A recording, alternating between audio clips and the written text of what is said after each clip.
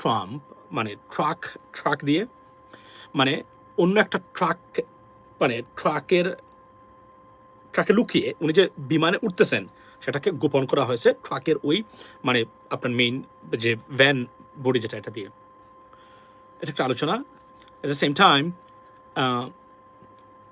পাকিস্তান, তুরস্ক এবং সৌদির যে যে যে মিলিটারি এগ্রিমেন্ট বা ডিফেন্স প্যাক্ট বা চুক্তি হয়েছে সেটা নিয়ে ভারত কিন্তু খুবই গুরুত্বপূর্ণ একটা অসহনীয় জায়গায় পড়েছে। বাংলাদেশের সামনে মহাসমুদ্র যদি আমরা ইউটিলাইজ করতে পারি, ভারতের দাদাগিরি শেষ যদি আমরা বুঝতে পারি। But question is, I have doubt about that, আমাদের পলিটিশিয়ানসরা যারা কি বুঝেন কিনা ভারত কতটা অসহায় একটা রাষ্ট্র এই মুহূর্তে, এটা বুঝেন কিনা। এখনই ভারতকে সবকিছু আদায় করে নেওয়ার সময় ছিল। আনফর্চুনেটলি আমরা হয়তো ফেল করবো এই জায়গাতে, আমি জানি না। এখনই সময়, কারণ ভারত সবচেয়ে বিপজ্জনক অবস্থায় পড়েছে এই মুহূর্তে আপনার এই এই এই তিনটা চুক্তি, এবং এটাকে আমরা বলি যে ইসলামিক নেইরো, right? As you know that the Article 5, they followed exactly Article 5. If you hit me as though you're hitting my friends, or to Turkey and Saudi, same is, I mean, I'm talking about Pakistan. So সবচেয়ে মানে ভালো অবস্থানে এই মুহূর্তে, এবং ইজিপ্টকে ওই প্যাক্টে নেওয়ার বিষয়ে সৌদি রিজেক্ট করে দিয়েছে। They don't want them to be honest in this, right? So বোঝাই যাচ্ছে, বাট বাংলাদেশ এখানে থাকতে পারে, সম্ভাবনা আছে যদি বাংলাদেশ, কিন্তু ওই মর্যাদা দিয়ে নেওয়া হবে কিনা আমি জানি না, বিকজ এটা অন্য লেভেলের একটা খেলা এখানে আছে। লেডিস এন্ড জেন্টলম্যান, আজকে বলে রাখি যে সৌদি আরব ইতিমধ্যেই যে পারমাণবিক অস্ত্র ভারত থেকে নিয়েছে, পাকিস্তান থেকে নিয়েছে, সেটা এর আগে আমরা আলোচনা করেছি। আজকে আমি আপনাদেরকে দেখাবো আপনার জন কিরকো উনি কি বলেছেন এই বিষয়টা নিয়ে। সে এর মস্ত বড় একজন অপারেটিভ এবং অফিসার ছিলেন, উনি আজকে কি বলেছেন আমি এটা আপনাদেরকে দেখাবো।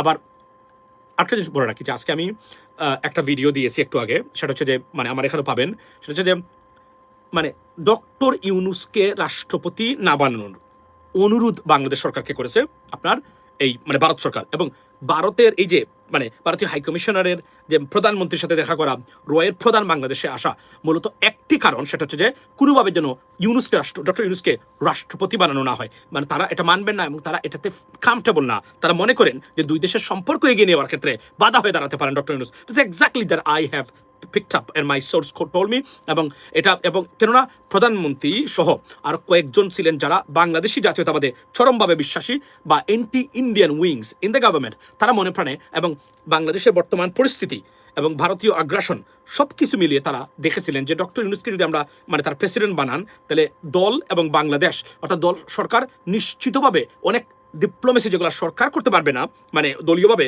সেটা ডক্টর ইউনূসকে দিয়ে তারা করাতে পারবে। এবং তারা মনে করেন যে সারা পৃথিবীতে ইভেন মার্কিন যুক্তরাষ্ট্রের কাছেও মানে একটা গ্রহণযোগ্য মানে পাবে, মানে as you know the we call the baby of doctor মানে ইউএসএ প্রেসিডেন্ট, আপনার ডক্টর ইউনূসকে। সুতরাং সব দিক দিয়ে জয় জয়কার সীমাহীন। এখন বলি যে তত্ত্বাবধায়ক বা ইন্টারিম গভর্নমেন্ট থাকা অবস্থায় ডক্টর ইউনূসের সব কাজ কি মানে খুব ভালো হয়েছে?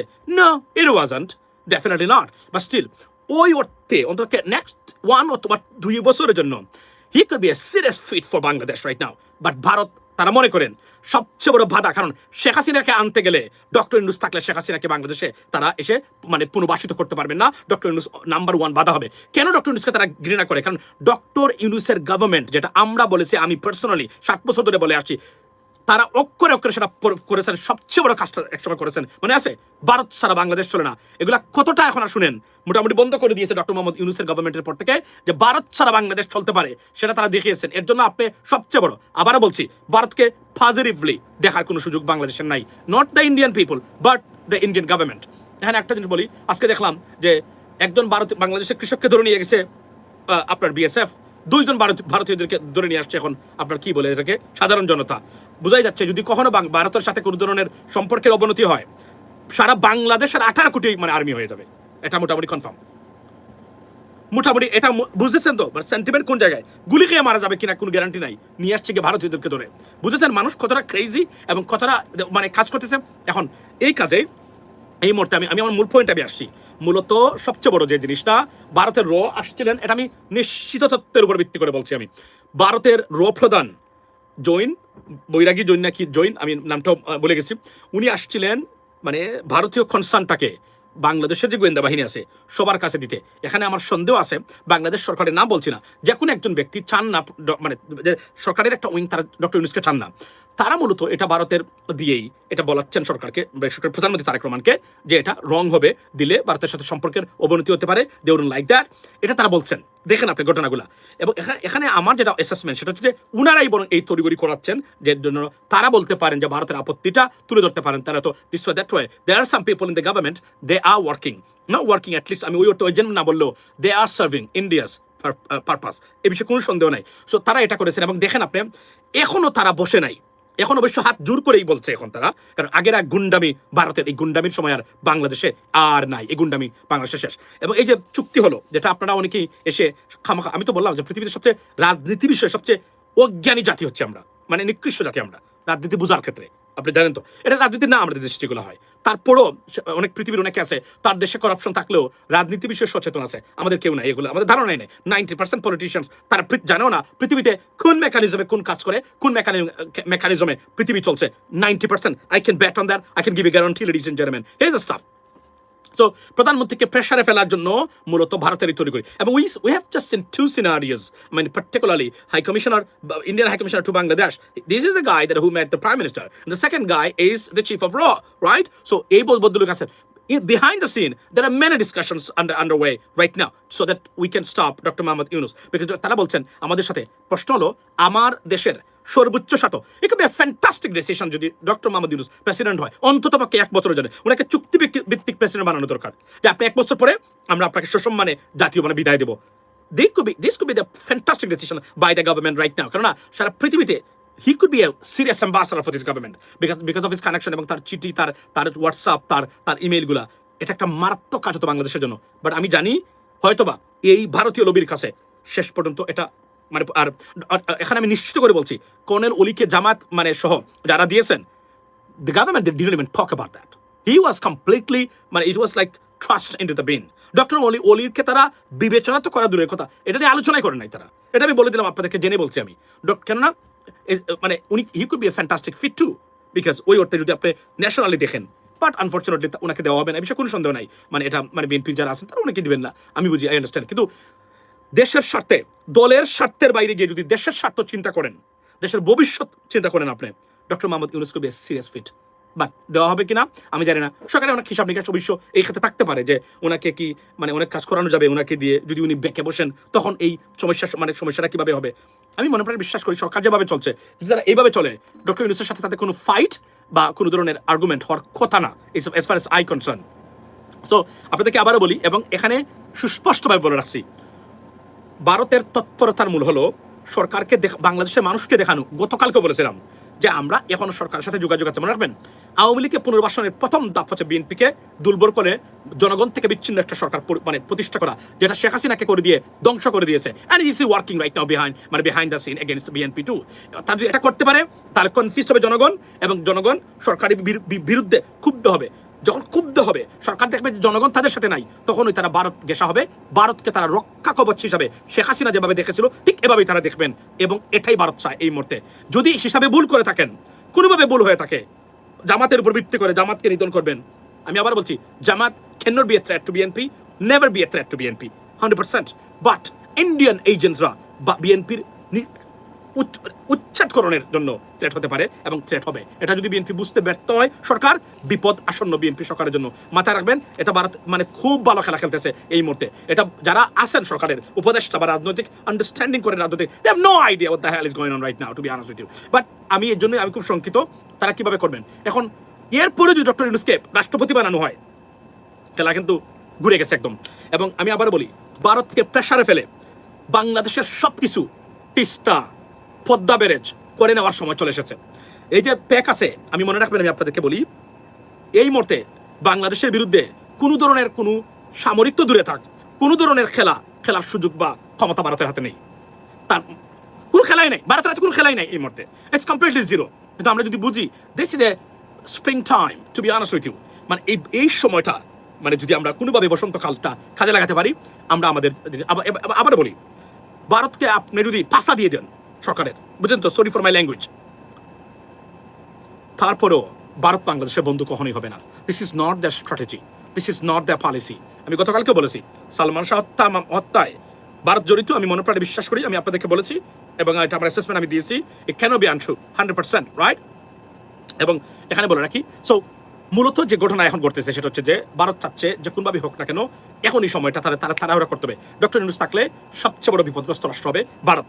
এবং যদি আমাদের রাষ্ট্রপ্রধান উনি চেয়েছেন, আমি মনে প্রাণে জানি বলে বলছি আমি, উনি চেয়েছেন, কিন্তু বিএনপির যে আরও যারা আছেন সরকারে তারা আসলে কিভাবে দেখেন বিষয়টা, আর যদি দলীয় সংকীর্ণতার দৃষ্টিকোণ থেকে এটাকে দেখা হয় তাহলে ডক্টর ইউনূস এখানে থাকতে পারবেন না, আসার কথাও না। That is a bottom line, right? গেল একটা। সেকেন্ড থিং আমি আপনাদেরকে বলি যে এই যে তিনটা মানে চুক্তি হয়েছে এই যে তিনটা দেশের ভিতরে, যে আপনার মেকা এগ্রিমেন্ট, দেখুন মক্কাতে গিয়ে, মানে বাংলা ভাষা মক্কা, মেকা তো ইংরেজিতে, মক্কাতে গিয়ে এই এগ্রিমেন্টের করা অর্থ কি জানেন? শুধু ডকুমেন্টস নয়, ইমান এর উপর ভিত্তি করে চুক্তি করা হয়েছে এখানে।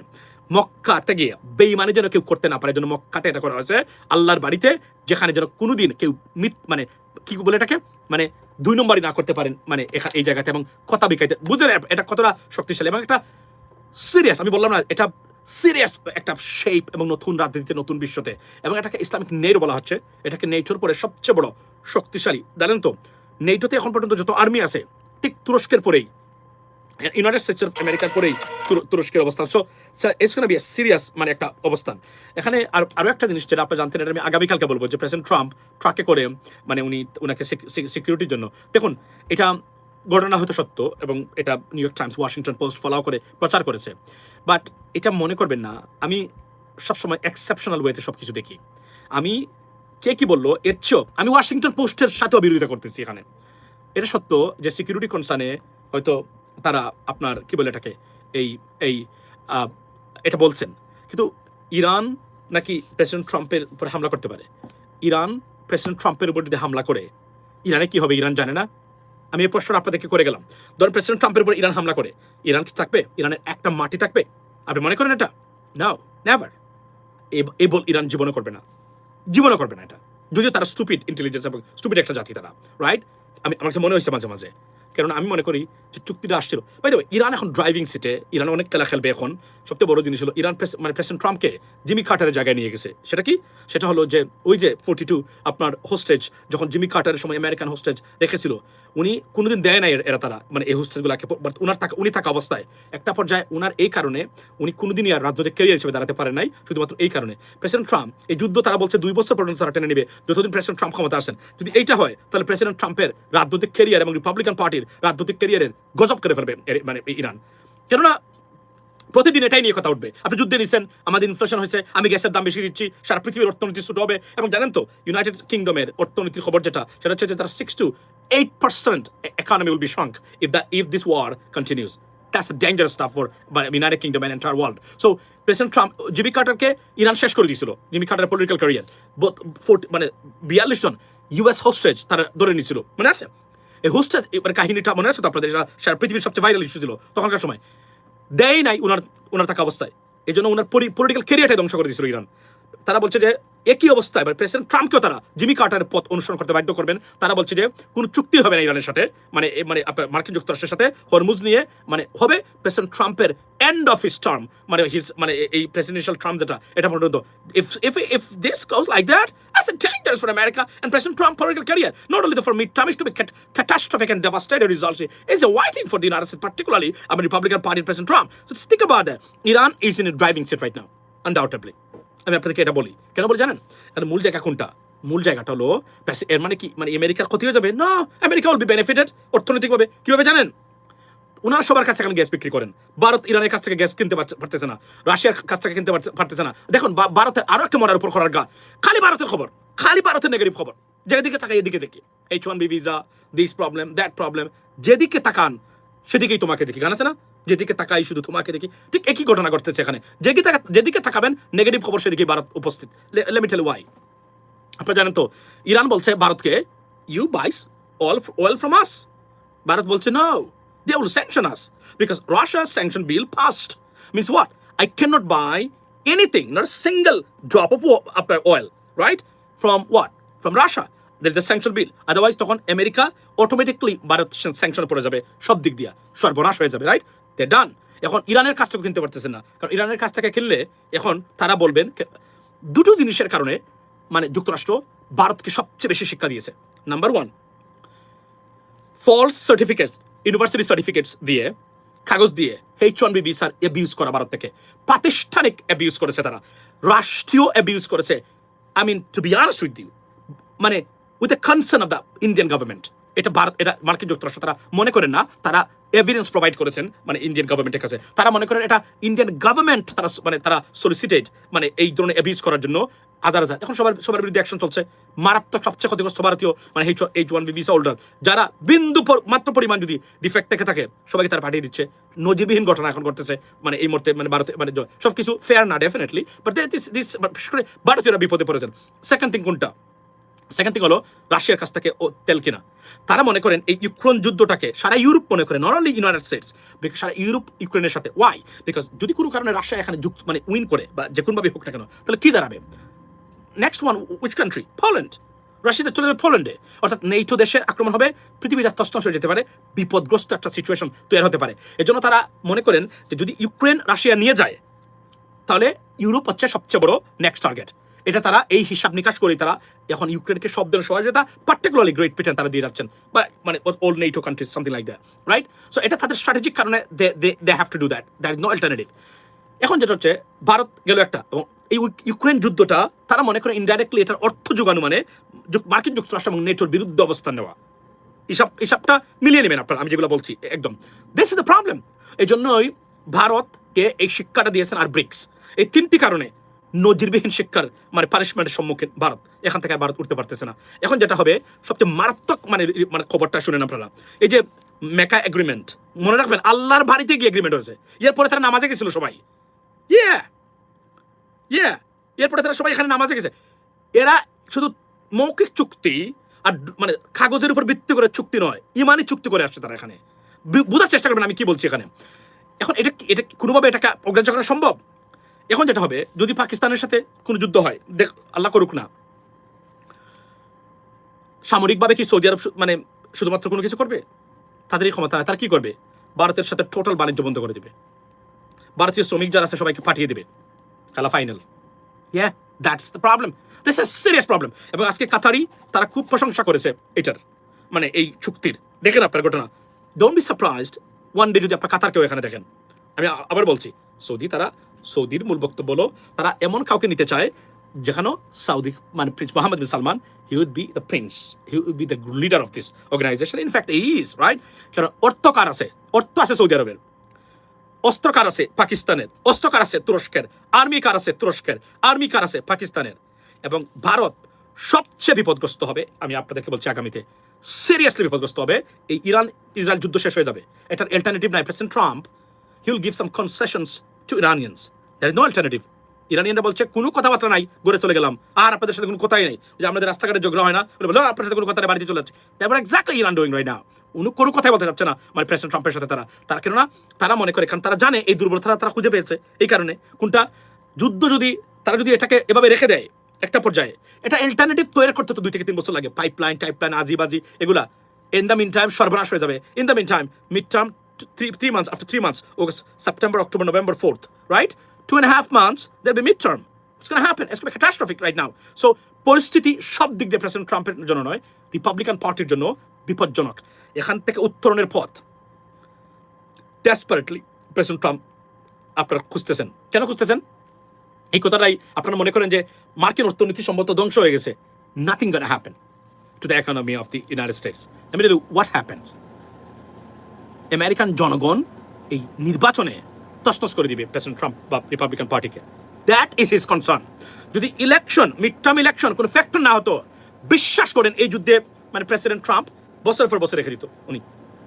শুধুমাত্র মিড টার্ম ইলেকশনটাই সবচেয়ে মারাত্মক, মনে রাখবেন। সুতরাং অর্থনৈতিকভাবে অনেক হিসাব নিকাশ আছে। যদি বলা হচ্ছে ইনফ্লেশন আমেরিকানরা যেরকম বোধার বাদ, আমরা জানি তো এই দেশ কীভাবে চলছে। মানে কয়েকজন মানুষ মিডিয়াতে খালি গ্যাসই কি সব কিছু, এর বাইরে কি আর কিছুই নাই। That's what it is. So এখানে আমি মূল জায়গাটা এই জায়গাতে, মানে এই নির্বাচনটা এবং আগামীতে রাজনৈতিকভাবে প্রেসিডেন্ট ট্রাম্প সবচেয়ে ভয়ঙ্কর বিপদের সম্মুখীন যদি উনি যুদ্ধ থেকে বের হতে না পারেন। এজন্য they are very desperate to get out of it. এর ভিতরে আরও অনেক হিসাব আছে, অ্যামিনিশনের শর্টেজ, নানান ধরনের মানে আলোচনা চলছে, এবং প্রতিদিন মিডিয়া কি পরিমাণ খাবার দিচ্ছে এই বিষয়গুলো কল্পনাতীত, ladies and gentleman. So above all এগুলো হচ্ছে সবচেয়ে বড় মূল জায়গা। এখন আমি আপনাদেরকে দেখাই যে কথাটা বলছিলাম যে সৌদি আরব অলরেডি পারমাণবিক অস্ত্র পেয়ে গেছে, এটা আমার বক্তব্য না, এটা সিআই অফিসার জন ক্রাক উনি নিজে বলেছেন, এর আগে আমরা জানি, আমি বলেছি আপনাদেরকে অনেকবার। তারা মনে করেন অস্ত্র অলরেডি নিয়ে গেছে, তারা 1980 থেকে তারা চেষ্টা করে যাচ্ছে, পাকিস্তান দিয়ে গেছে। এর আগে আমি একটা ভিডিও বানিয়েছিলাম এই বিষয়টা নিয়ে, আপনারা দেখেন উনি কি বলে। These are three of the most powerful and important countries in the entire Muslim world. Pakistan is a nuclear power. It has nuclear weapons, and it has a bitter, mortal enemy in India.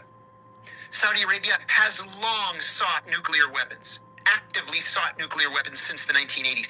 And Dewey Claridge, a former deputy director for operations at the CIA who has since passed away, just before his death, gave an interview on MSNBC in which he said that he believed the Saudis already had a nuclear bomb, that they had purchased it from the Pakistanis.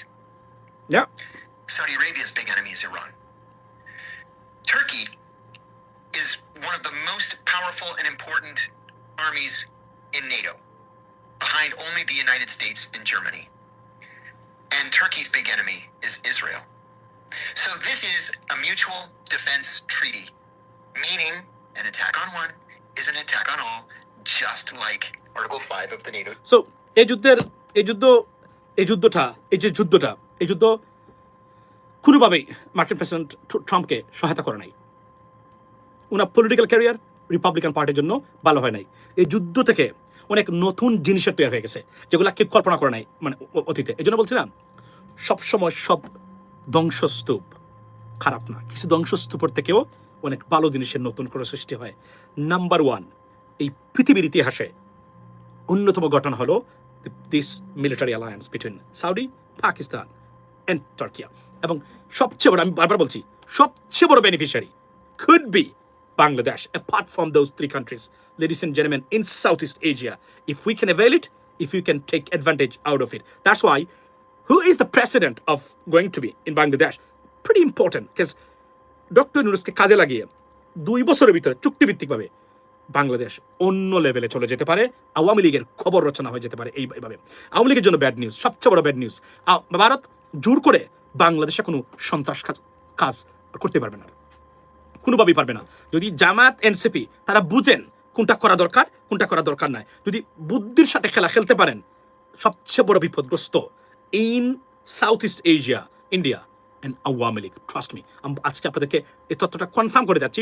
মানে আমি যদি এখন রাষ্ট্রপ্রধান এইভাবে হইতাম, ইন্ডিয়ার আমি এই মুহূর্তে উইদিন 2 ইয়ার্সের ভিতরে পদ্মা, তিস্তা যা সব করে ফেলতাম, কারণ ভারতের একটা চুল দাঁড় করানোর ক্ষমতা এখন আর নেই এই চুক্তির সাথে। এবং আমরা তো মনে করি এটাকে মানে ওয়েলকাম করে, কারণ এটা মার্কিন যুক্তরাষ্ট্রের কনসেন্ট আছে, প্রেসিডেন্ট ট্রাম্প বা কংগ্রেস সদস্য বলেছে সেটা। So nothing to worry about that. So that's a great মানে অ্যাচিভমেন্ট এবং গ্রেট একটা thing initiative been taken by this 3 countries, ladies and gentlemen. It is a remarkable মানে আপনার এই যে এই alliance for not only for Muslim countries, for entire world undoubtedly. So Bangladesh could be a serious মানে আপনার beneficiary যদি আমরা নিতে পারি ওই জায়গাতে এবং কাজ করতে পারি। এবং আমি আপনাকে বলি, ভারতকে মানে প্রধানমন্ত্রী Tarique Rahman, please listen to this, মানে প্রাইম মিনিস্টার, আপনি আঙ্গুলের ইশারায় ভারতকে দৌড়ানোর ক্ষমতা এখন রাখেন। এটা আপনি না করতে পারলেও, মানে আপনি না চাইলেও হয়ে গেছে পৃথিবীতে এখন ইরান যুদ্ধের কারণে। That is the bottom line, ladies and gentleman. So apart from that, আবার বলছি, it's a new era, new world order, trust me. এবং যদি ইরানের সাথে যুদ্ধ চুক্তি হয়ে যায় মার্কিন যুক্তরাষ্ট্রের বা প্রেসিডেন্ট ট্রাম্পের, they will be the another superpower. Even though you didn't want it, they weren't a superpower. Now they're going to be a superpower because they will control almost everything. That's the bottom line. And then Pakistan is right there. They will negotiate with Iran. That is what it is, ladies and gentlemen. So these are all 3 countries right now protected. সবচেয়ে বড় ক্ষতিগ্রস্ত রাষ্ট্রের নাম এই চুক্তির মাধ্যমে, আবার বলছি, ভারত এবং আওয়ামী লীগের পুনর্বাসনের জন্য মানে সবচেয়ে বাধা এই মুহূর্তে। কেননা ভারতের ইনফ্লুয়েন্স ছাড়া জীবনে আওয়ামী লীগ কখনো ফিরতে পারবে না কোনো অবস্থাতেই। আর একটা জিনিস বলে রাখি, ভারত যেহেতু বাংলাদেশ চাইবে না, যদি এটা সরকার চায় কোনোভাবেই প্রভাব বিস্তার করে ডিস্টার্ব করে বাংলাদেশকে, আর কোনো কিছু করা সম্ভব না। It's gone, it's over, done and dusted. That is a bottom line. Second thing, আমি আপনাদেরকে আরো একটা জিনিস বলে রাখি, শুভেন্দু কোথায়? শুভেন্দুকে দেখা যায় না।